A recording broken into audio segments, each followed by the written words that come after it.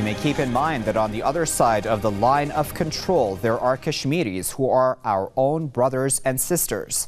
They are our own people. Those passionate words were uttered by Pakistan's Foreign Ministry spokeswoman and are just an example of the delicacy and emotions involved in the Kashmir issue, both in India and Pakistan. So what is behind the latest bout of violence and who does it benefit? When will the two nuclear-armed neighbors be able to finally put aside their own interests and solve the Kashmir issue for the benefit of the region's peoples and peace? I'm Waqar Rizvi, and this is The Debate. Some may call it the spectre of a new war looming in South Asia. Latest exchange of fire between India and Pakistan in the disputed region of Kashmir killed a number of people, mostly civilians, before subsiding on Friday. People of Kashmir have taken advantage of the lull in clashes to bury the loved ones killed as a result of Indian shelling, which lasted for days. The latest clashes in Kashmir began on Sunday, while Muslims in Kashmir were preparing for Eid al-Adha. People were celebrating Eid, but we were confined to our houses because we were afraid of the Indian firing. We appealed to the government of Pakistan to take pity on us, stop the Indian shelling against us. In Pakistan's capital, Islamabad, Prime Minister Nawaz Sharif has met with army chiefs and advisors to discuss the border fighting. Following the meetings, Pakistan said it resolved to respond to any attempt to challenge its territorial integrity. The statement that came out was accompanied with a major press briefing by the Interior Minister of Pakistan that Pakistan cannot be bullied. Pakistan is a nuclear state. Pakistan is a major conventional power, that Pakistan is prepared for peaceful dialogue. But the hegemonic designs of India cannot be tolerated. I am quoting him verbatim. Sharif's counterpart in New Delhi, whose takeover of power raised hopes of resumption of talks with Islamabad, on Thursday praised the Indian forces for responding to what he called Pakistan's aggression with, quote, courage. He also called Pakistan an enemy. Narendra Modi had earlier invited Pakistani Prime Minister to attend his oath-taking ceremony.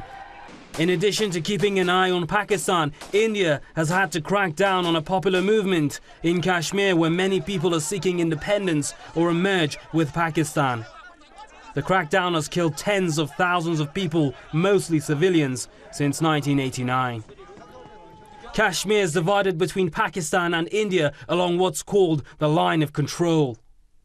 The two countries fought 3 bloody wars over the region in 1947, 1965 and 1999.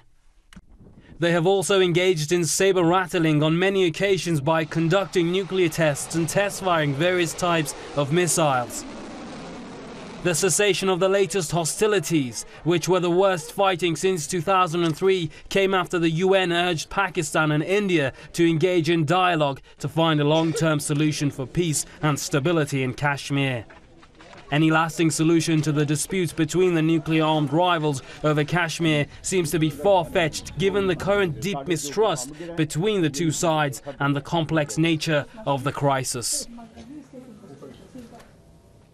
Let's now introduce our guests for this edition of The Debate. We're joined from London by Mr. SHAHID QURESHI, who is a writer and analyst for the London Post. And we're also joined from Washington by Mr. Brent Badowski, who is the columnist with the Hill newspaper. Gentlemen, thanks very much for joining us here on Press TV. And Mr. QURESHI, if I could, I'd like to start with you. Why have things gotten so bad so quickly, especially when there was recently such hope after Nawaz Sharif's visit to India at the invitation of the new Indian Prime Minister and Nawaz Sharif's own more reconciliatory approach to India? Well, I think it's the Prime Minister Modi of India is a hostage to the RSS, which is a extremist political organization, terrorist organization, who is inspired by the Hitler historically, and they were responsible for the killing of Gandhi. Now, Mr. Modi is a hostage to that mindset. Even if he wants to move on from that mindset, the promises he's made for his local audience or for his local people. Is anti-Muslim. That is happened in Gujarat. He killed thousands of Muslims there, and that is continuing in Kashmir, which is an occupied region for India since for 67 years. Now, this is something which has been going on for a very long time, and it is very important for the regional or international community to come in and resolve this long-standing issue, because if they can go to East Timor, if they can go to South Sudan, if they can go to Kashmir as well, and they can go to Palestine as well. More than 100,000 men, women and children have been killed by the Indian occupying forces. Now, the total population of Kashmir is about 17 million. Which is about 4 million on the Pakistani side, and the rest is on Kashmiri, Indian occupied Kashmir. Now, if they need, India need about 700,000 troops to stabilize that about 12 million Kashmiri population.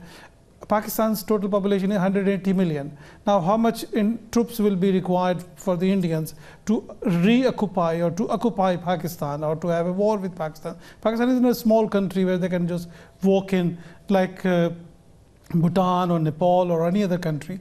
If India needs to have a role in the international community, they need to resolve this issue, long-standing issue, as a good neighbor, and then they can play a role in the international stage. Otherwise, India has no role in the region, because China is there, Russia is there. There are 4 nuclear states are joined to each other, including Russia, China, Pakistan, India. Now, this is a very fragile region. Now, if Indian leadership if I may just, Mr. Qureshi, I want to bring in Mr. Brodowski as well, and we will, of course, continue this conversation further. Mr. Brodowski, I wanted to get your opinion then. Why do you think this is happening now, especially, as I mentioned to our other guests, there was such hope just recently?